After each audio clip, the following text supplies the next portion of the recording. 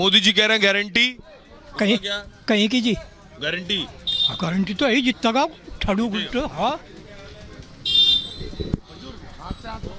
हाँ सर आप बताइए। जी विरोधी कह रहे हैं ये आखिरी चुनाव है। सर, विरोध कहने वालों का विरोध करते रहेंगे और हमारा काम है काम करना। यदि हम काम नहीं करेंगे तो कैसे काम चलेगा? और हमने काम किया है, काम करेंगे और 25 साल का हम पे पूरा रोड मैप है। इसके अतिरिक्त हमारी जिम्मेदारी है कि भारत के आने वाली पीढ़ी को सारी ऐसी शिक्षा दें ताकि वे देश धर्म की बात को अपनाते हुए तिरंगे का मान सम्मान पूरे विश्व में बढ़ा सकें। आप नेता भी हैं क्या? चुनाव भी लड़ा क्या आपने? मेरा ये दुर्भाग्य है कि छात्र भाषण आप वही वाला दे रहे हैं। नहीं मिल पा रहा है, टिकट नहीं मिल रहा है। नहीं बता रहे टिकट नहीं मिल पा रहा। नहीं ना तो टिकट कोशिश की आप? नहीं, मैंने कभी टिकट की कोशिश नहीं करी। और छात्र नीति के बाद लेकिन आप ऐसा भाषण दे रहे हैं, अगली टिकट मिल जाएगी आपको। यदि आपके मुंह में घी शक्कर, मीडिया के लोग और ये संजीव बालियान जी के खास लोग हैं, यदि ये हमें टिकट दिलवा देंगे तो हम काम भी बन जाएगा। हम भी 29 में आप ही लड़ेंगे? मैं भी लड़ लूंगा, क्यों बात अच्छा, हमारे साथ सुचरिता भी मौजूद है मुरादाबाद से। सुचरिता, मुरादाबाद की सीट में भी दिलचस्प लड़ाई है, कई बार कैंडिडेट बदल गए, आजम खान पर भी बहुत से आरोप लगे। जरा बताइए वहां लोग क्या कह रहे हैं। ये बड़ा दिलचस्प होगा यहाँ पर देखना सुहेल के लोग इस पूरे जो राजनीतिक ड्रामा मुरादाबाद की सीट को लेकर हुआ उसके बारे में जानते हैं कि नहीं। आप लोग वोट देने जा रहे हैं? हाँ जी बिल्कुल जा रहे हैं। वोट अभी दिया नहीं है? नहीं अभी दिया नहीं है। क्या मुद्दे आपको लग रहा है मुरादाबाद के लिए, यूपी के लिए? कि मुरादाबाद के लिए जो मुद्दे हैं वो यही है कि मुरादाबाद में बहुत टाइम से बीजेपी का कोई कैंडिडेचर रहा नहीं है और चाहे वो लोकसभा हो चाहे विधानसभा हो, तो हमारी कोशिश यही है कि इस बार लोकसभा से हम मुरादाबाद से बीजेपी को एक सीट दें ताकि देश के स्तर पर मुरादाबाद का भी एक रिप्रेजेंटेशन हो। अच्छा, आपको लग रहा है कि मोदी जी कह रहे हैं मोदी जी की गारंटी यहाँ मुरादाबाद में यूपी में चल रही है? मोदी जी की गारंटी सिर्फ मुरादाबाद में यूपी में नहीं पूरे देश में चल रही है। आप देखिए कि कई करोड़ लाभार्थी हैं जो मोदी जी के पीछे खड़े हैं और इस बार युवा एक बहुत बड़ी शक्ति है जो कि 50% से ऊपर इस बार देश में युवा हैं वोटर्स। तो वो एक युवा वोटर आप कह रहे हैं बीजेपी के साथ खड़ा है। मैं एक बार यहाँ से पूछ लूं, कह रहे हैं युवा वोटर खड़े हुए हैं। आप बताइए सर, यहाँ मुरादाबाद की सीट को लेकर बहुत ड्रामा भी हुआ था। सपा ने पहले सीट दे दी ST हसन को, फिर आपस में इनकी मिलीजुली भगत है। अच्छा, ये मिली भगत है और क्या इनके से मिली जुली भगत है। वो ST हसन तो कैंपेन नहीं कर रहे हैं उनके लिए। उन्हें जीतना नहीं था इसलिए उन्होंने कहा था कि बेकार कैंडिडेट लगा दो उसमें। अच्छा, हारने के लिए उतार दिया? हारने के लिए उतार दिया। अच्छा, लेकिन मवाद के जहाँ तक उन्नति की बात है, यहाँ पे पाइप वगैरह लाइन उन्होंने लाखों खर्च कर दिए हैं, करोड़ रुपए खर्च कर दिए। ना तो सड़कें सही हो रही हैं और ना पाइप लाइन पड़ रहे हैं। वो एक गलत बात है। करोड़ रुपए जो है वो सारे पूरे मवाद के अंदर पाइपलाइन लगा के पूरे मवाद में जो है वो पाइपलाइन बिछा के सब सड़कें बेकार कर दी हैं। वो चीजें गलत है, उसे जल्दी जल्दी ठीक करें तो अच्छी बात है। जल्दी जल्दी ठीक करें। आपने तो वोट दे दिया है। आपने दे दिया है मैम वोट? जी नहीं, बिल्कुल अभी देने वाले हैं वोट। वोट देने वाले हैं? हाँ जी। तो आप मुझे बताइए कि युवा वोटर या फिर महिलाएं क्या सोचती हैं इस चुनाव में, क्या मुद्दे हैं? सबसे ज्यादा तो सेफ्टी है डेफिनेटली, और मुझे लगता है विमेंस एजुकेशन भी बहुत बड़ी चीज है जो आज आप देख रहे हैं कि हमारे देश में बहुत अच्छे लेवल पे होती जा रही है, because the reason is BJP. तो मुझे लगता है यही सब मतलब विमेंस के लिए सबसे बड़ी चीज आई थिंक। ये सीट तो समाजवादी पार्टी पिछले चुनाव में जीती है। हाँ बिल्कुल, लास्ट ईयर भी हम नहीं जीत पाए थे, बट इस बार पूरी उम्मीद है कि इस बार हम कह रहे हैं कार्यकर्ता हैं क्या? नहीं, ये कार्यकर्ता नहीं है, वोटर्स हैं, बट सपोर्टर्स हैं एक्चुअली। अच्छा, हम बोला इसलिए मैंने ये सवाल पूछा क्योंकि बहुत से लोग वोट देने आ रहे हैं, बहुत से लोग वोट देकर चले गए हैं, लेकिन अभी शुरुआत है। मैम, आप वोट देने जा रही हैं? हाँ, क्या मुद्दा क्या है यहाँ?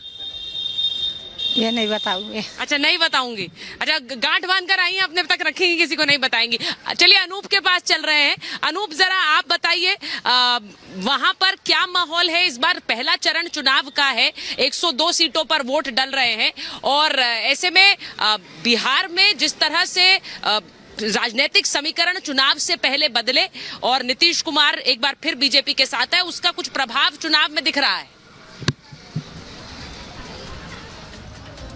देखिए सुचरिता, मैं जमुई में हूँ। जमुई के बरहट इलाके में नक्सल प्रभावित इलाका है, लेकिन ये मैं एक बहुत सुंदर तस्वीर आपको दिखा रहा हूँ। आप देखिए लाइन में महिलाएं, ग्रामीण महिलाएं खड़ी हैं। नक्सल इलाका जरूर है, लेकिन वोट करने के लिए बढ़ चढ़ कर हिस्सा लेने के लिए देखिए अपने लाइन में आकर अपनी बारी का इंतजार कर। बिल्कुल ठीक वैसे पुरुष मतदाता भी लाइन में खड़े हैं। मैं महिलाओं से ही बात करूंगा। आप लोग घर से निकलकर सामने आए, खाना वाना नाश्ता बना लिया था? बताइए बताइए। नहीं बताइए, आप बताइए, बना लिया था नाश्ता? नहीं बनाया। नहीं बनाया, पहले वोट करना जरूरी है। आप लोग बताइए क्या सोच कर आई हैं? वोट देना है। और परिवार में नाश्ता, बच्चों को नाश्ता कराया? हाँ, सब करा दिया। हाँ। और परिवार वाले लोग आएंगे, पुरुष आएंगे घर के? हाँ, सब आएंगे। क्या सोच कर आई? मुद्दे क्या थे आपके? किसे देना है ये नहीं पूछूंगा मैं आपसे। क्या सोचा, क्या विकास होना चाहिए जमुई का? बस यही आगे बढ़ना चाहिए और क्या। जी, यहाँ विकास हुआ। ये नक्सल इलाका है। अम्मा, आप भी वोट देने आई है? क्या सोच कर आई सुबह सुबह एकदम? बिल्कुल किस सच में? कुछ तो सोचा होगा आपने। देखिए आप चल नहीं पा रही हैं ठीक से, लेकिन वोट देने आई, जिम्मेदारी आपकी। वोट तो दिया, आ गया लालटेन में। अच्छा अच्छा, चलिए मैं नहीं पूछूंगा। आप लोग बताइए, सुबह सुबह आ गए हैं आप लोग? आप लोग सुबह सुबह वोट देने आई हैं। क्या सोच कर आए हैं? जमुई का मुद्दा, कोई विकास, कुछ भी? क्या सोचा आपने, या फिर घर से किसी ने कहा कि यहाँ वोट देना है आपको? नहीं, अपने मर्जी से। अपने मन से देंगे वोट? आप बताइए। अपने मन से देंगे सर। कोई मुद्दा है आप लोगों के? हाँ, मुद्दा है मेरे। विकास हुआ जमुई का? हाँ, विकास हुआ। मतलब ये नक्सल इलाका कहा जाता है, लेकिन ऐसा लग नहीं रहा। महिलाएं बड़ी बड़ी संख्या में आई है यहाँ। ठीक है सर। जो लोग घर से नहीं निकले उनको क्या कहेंगे, आना चाहिए? आना चाहिए सर। चलिए, मैं पुरुष भी हैं बहुत सारा।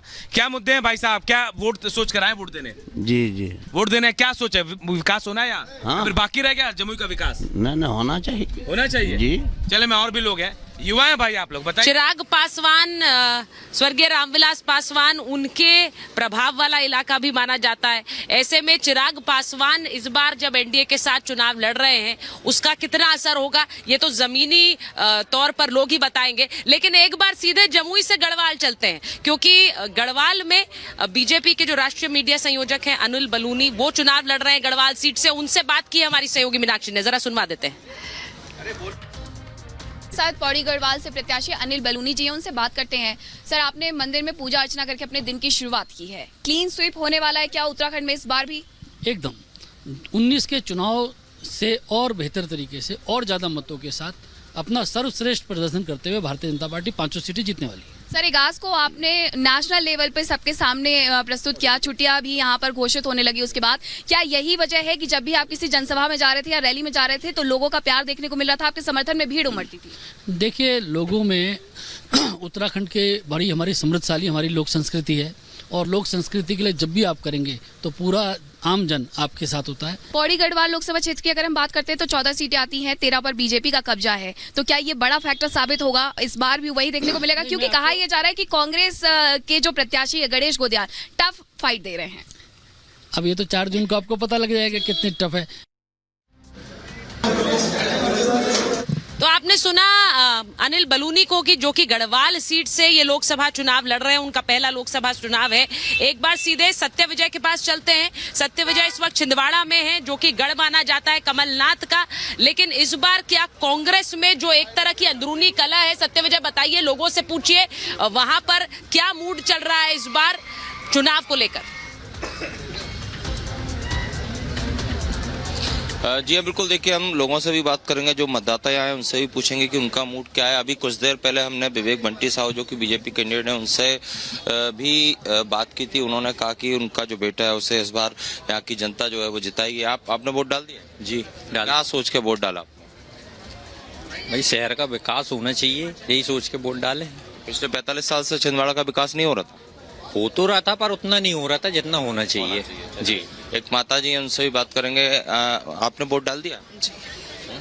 क्या सोच के वोट डाला?